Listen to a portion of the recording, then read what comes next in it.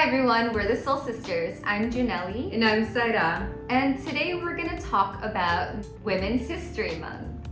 So it's March, and if you're not aware, March is known for Women's History Month. We wanna talk about like the big elephant in the room, oppression. Women have been oppressed for pretty much all of history, and we are finally in a place where we're empowered. It's something that is important to us.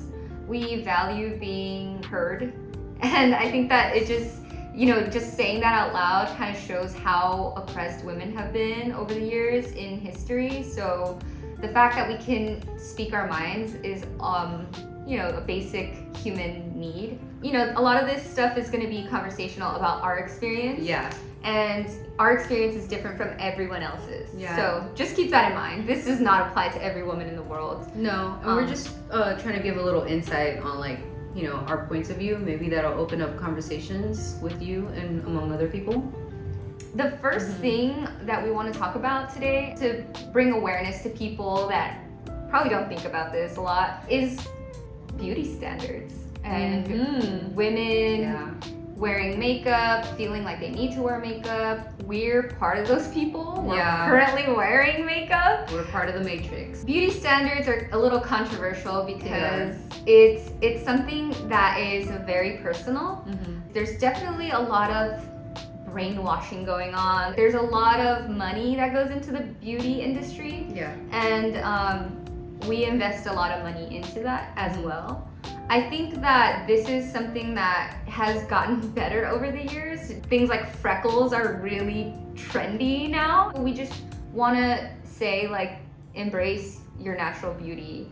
And if you feel like, you wear makeup because you don't feel beautiful without it, totally get it. I've been there. It's taken me a lot to really embrace not wearing any makeup at all.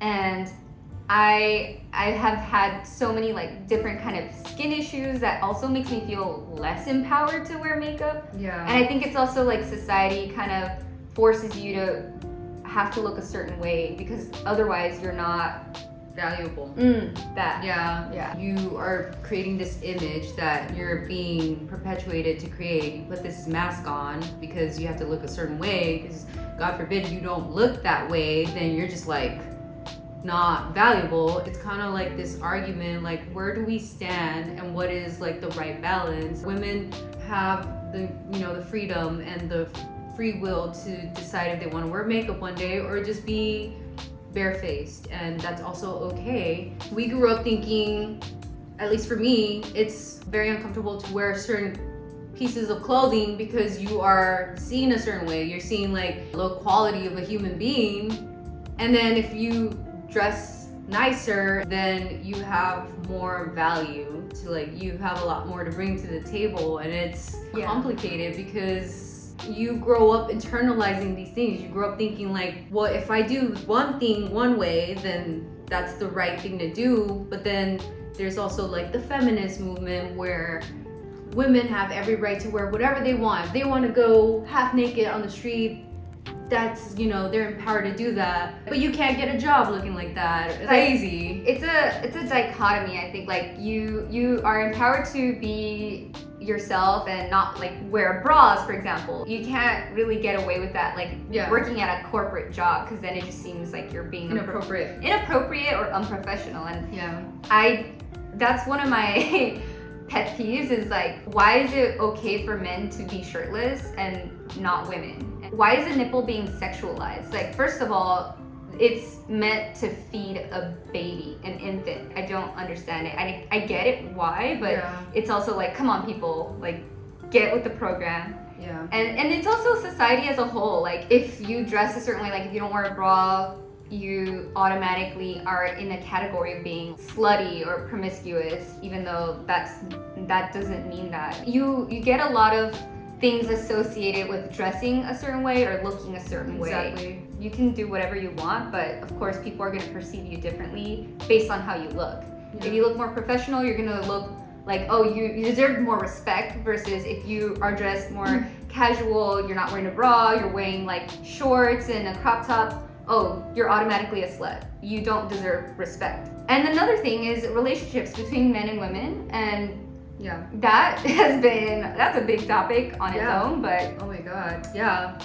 us growing up in a Latino household and in Latino culture, it's always been a thing where women should just do whatever the man says, or women should have their opinion, but whatever the man says is the most important opinion, or they have the final say, and they need to control their woman, and it doesn't align with our beliefs. We don't believe in that. I think there needs to be an equal playing ground for men and women. Their opinion should be respected as much as a man's opinion. There's no reason why a man needs to have more of an importance. Both sides of our families kind of like have that traditional value embedded from generation to generation, and I feel like I can see how like amongst us we are breaking those traditional values and being more progressive in the way we lead our lives, and that's going to force us to have some distance with our family. But we also are breaking these traditional values because we don't believe that that has to be the way of life. I believe that we can have a better life if we change those, as they say, generational curses and generational trauma, which is a thing, because that is so real. It's like in your DNA. It is. It's called epigenetics. Look it up. Yeah. So the lesson with that is you have to change, you have to disrupt what has been repeated by doing things differently, and we're here to like let you know that you are empowered to do so. Especially as a woman, you are empowered to make different choices and choose yourself first as a woman, and have an opinion, value your own opinion. Exactly. Even if somebody else doesn't value your opinion, that doesn't mean you shouldn't value it either. Exactly. And this is us like wanting to create that. Our goal is to like be part of that movement of like change. Yeah, and that the way to start that is to have a conversation about it, because not saying anything about it, not speaking up, not saying how you feel, where you stand on certain things. For example, abortion is a really hot topic right now because it's going into law. These things are happening in real life, and it affects people in so many ways. And I just think that sitting around and agreeing with, oh yeah, I'm a feminist, I agree, but you don't even talk about it, like that's really not helping at all. That's just being complacent. Not making a choice, not saying anything. By default, you're just not, you're the enemy already by not doing anything. You're your own enemy. Come on now. Start having conversations to know where people stand, because sometimes not even talking about this, you won't know where people stand. And if you start opening up the dialogue about these things, then you'll realize, oh, this person is a misogynist. Wow, I had no idea. Just move on with your life and surround yourself with people that align with your values. It sounds simple in theory, and it's not. It's not easy. Because like we said, we have a lot of family that comes from those traditional values, so we feel like black sheep sometimes, but it's okay. You will find people that feel the same way that you do. My hope is that this conversation forces people to be responsible and do better and be better. We're forcing people to see, to reflect, and like step it up and be better people. And I think that's what we need. So help everyone stay accountable, you guys. That's what we're here for. Thank you for watching. Please give this video a thumbs up if you liked it, and let us know if you want to hear more. Once again, see you next time. See you next time. Bye.